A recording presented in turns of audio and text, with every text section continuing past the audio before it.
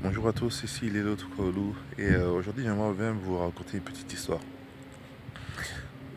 Euh, c'est l'histoire en fait de Nathan de Rothschild, qui était un des frères Rothschild qui avait été envoyé par leur papa dans les cinq plus grandes villes à l'époque, je pense que c'était au 19e siècle, un peu avant, je sais plus, ça à vérifier, dans les cinq plus grandes villes d'Europe pour pouvoir exercer leur métier de banquier. Et donc, à cette époque-là, il y avait la guerre entre les Anglais et les Français de Napoléon de Bonaparte.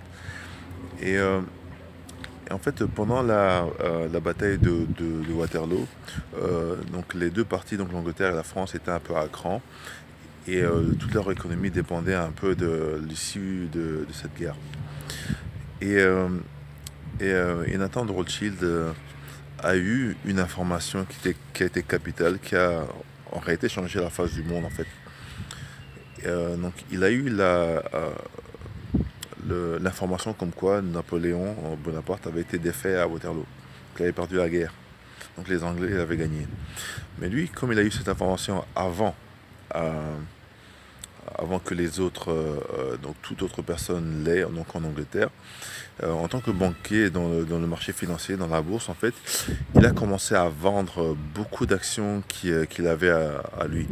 Et, euh, et donc, en fait, cet acte a laissé pressentir à tous les autres financiers d'Angleterre, notamment la Banque d'Angleterre, que en fait, Napoléon avait gagné la guerre, donc ça allait être un problème pour l'Angleterre. Et donc, le marché anglais a commencé à chuter, a commencé à perdre énormément de valeur, énormément de valeur. Et donc, la plupart des gens ont perdu beaucoup d'argent, et été ruinés. Et à ce moment-là, pour éviter que même la Banque d'Angleterre ne chute, donc le royaume d'Angleterre complètement ne chute, donc l'État, en fait, anglais, a décidé de faire un deal, en fait. On fait un deal avec le baron de Rothschild, donc, qui n'était pas encore baron à l'époque, de, euh, de pouvoir, de ne plus d'ailleurs vendre ses actions. Et comme il s'était fait beaucoup d'argent dans cette action-là, de racheter une grosse partie des dettes et des actions qui étaient tombées à la baisse pour faire remonter le cours. Et donc, il a pu sauver la Banque d'Angleterre de la faillite et donc le pays. Et c'est à ce moment-là que, même s'il était déjà quelqu'un de très de fortuné et euh, qui connaissait le succès, il est devenu en un instant l'homme le plus riche et le plus puissant du monde. Il a aussi été anobli. Pourquoi je vous raconte cette histoire? Parce qu'en fait, il a pu obtenir une information avant les autres qui lui a été capitale pour pouvoir grandir, se développer.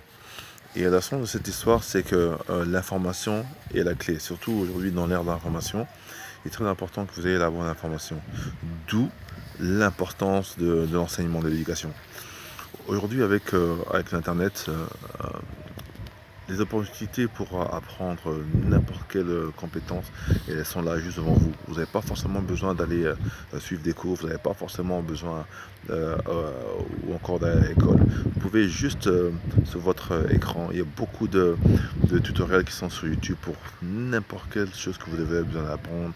Si vous voulez apprendre, je ne sais pas, vous êtes sportif ou vous voulez apprendre je sais pas moi, faire quelques exercices, etc. Il y a tout vous pouvez trouver sur YouTube par exemple. Si vous voulez apprendre à créer des sites web, à coder en HTML, en CSS, en n'importe quel langage, il y a des tutoriels.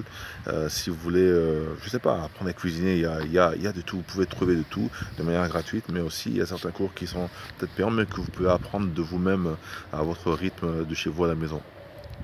Je vous dis ça pourquoi? Parce que les entrepreneurs d'aujourd'hui ne comprennent pas que le plus important pour eux, c'est d'acquérir des compétences. Même si aujourd'hui, ils ne sont pas forcément au point, que ça peut leur prendre un peu de temps pour apprendre, mais ça vaut vraiment la peine parce qu'après après ce temps d'apprentissage, ils seront capables justement d'être beaucoup plus indépendants. En fait, il faut comprendre une chose. Tout a un prix. Soit vous le payez avec de l'argent, donc vous engagez un expert pour faire le travail de votre place, soit vous le payez avec le temps, donc vous prenez le temps d'apprendre. Donc voilà, moi par exemple, quand j'ai commencé dans le digital, je n'y connaissais vraiment rien. J'avais juste besoin de trouver un moyen de trouver plus de clients. À l'époque, j'étais consultant télécom.